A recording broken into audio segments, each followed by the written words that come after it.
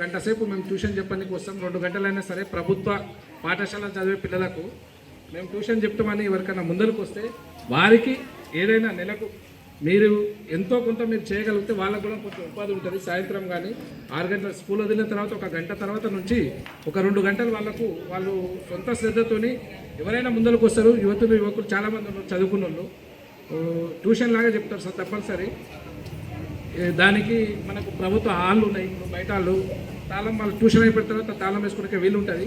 అట్లా ముందరకు వచ్చిన యువకులకు మేము ఎవరినైనా ప్రేరేపిస్తాం, తీసుకొస్తాం. వారికి ఏదైనా మీ వంతు సాయంగా నెలకు కొంచెం 3,000, 4,000, 2,000, 5,000 ఏదో ఒకటి వాళ్ళకు కొంచెం మీ తరపుకెళ్ళి చేసి చాలా బాగుంటుందని చేయాలని కూడా అందరి తరఫున, విద్యార్థుల తరఫున, విద్యార్థుల తల్లిదండ్రుల తరఫున, గ్రామ తరఫున, గ్రామ పెద్దగా మేము కోరుకుంటున్నాం.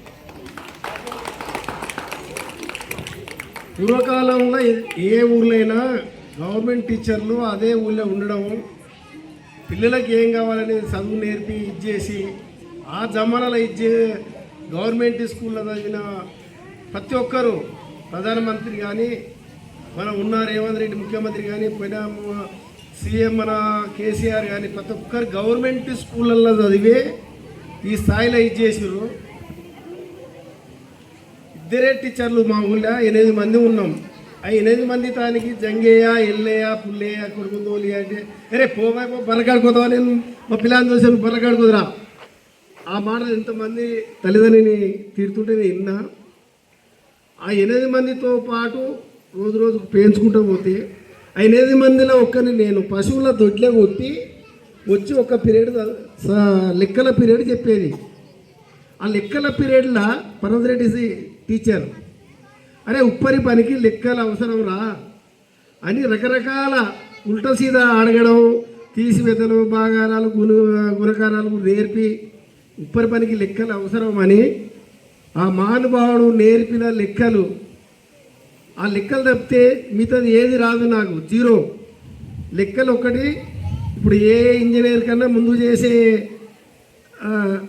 అంత టెక్నాలజీ నాకు ఆ టైంలో నేర్పింది కాబట్టి ఆ ఉప్పరి పనికి ఆ లెక్కలతోని ఇవాళ నేను మామూలుగా ఇదే కుప్పగల్లో ఒక పుట్టగంజికుండి బర్లకాడ ఉండి ఆడికెళ్ళి ఏకాన దోమాన కూలికెళ్ళి బయటికి వెళ్ళి, ఏకాన కూలి అంటే 6 పైసలు, దోమాన అంటే 12 పైసల కూలికి వెళ్ళి బయటికి వెళ్ళి ఈ స్థాయిలో ఉన్నంటే ఆ లెక్కలతోనే, ఈ గురువు గారు చెప్పిన లెక్కలతోనే నేను ఈ స్థాయిలో ఉన్నా. నాకు ఇక్కడ ఉన్న పిల్లలందరి ముఖాలలో కనిపిస్తుంది. ఒక ఎంఆర్ఓ కావచ్చు, ఒక ఎంబీఓ కావచ్చు, కలెక్టర్ కావచ్చు, ఒక టీచర్ కావచ్చు, పిల్లల ముఖాలలో కనిపిస్తుంది. ఆ పిల్లలకు చదువు సరిగ్గా వాళ్ళని మధ్యన ఆపకుండా, ఎక్కడ ఇచ్చేయకుండా సరిగ్గా వాళ్ళకు ఉపయోగపడ్డాడు చదువు నేర్పితే పిల్లలు ఎంతో ముందుకు ఉంది. ఇప్పుడు ఎక్కడికి వెళ్ళి వచ్చి ఇప్పుడు జీతం ఇస్తుర్రు, మా పని అయిపోయింది, 4 అయింది, పోతున్నాం అంటే మీరు కాదు, సమాజం ఎట్లా ప్రతి స్కూల్లో ఒక తెలంగాణ కానీ ఆంధ్ర కానీ మొత్తం ఇట్లా అయింది. ఇప్పుడు ఒక దగ్గర హెడ్ మాస్టర్కి 1,50,000 జీతం మిమ్మల్ని ఉద్దేశించి బాధతోని మిమ్మల్ని విమర్శించాలని చెప్పలేను.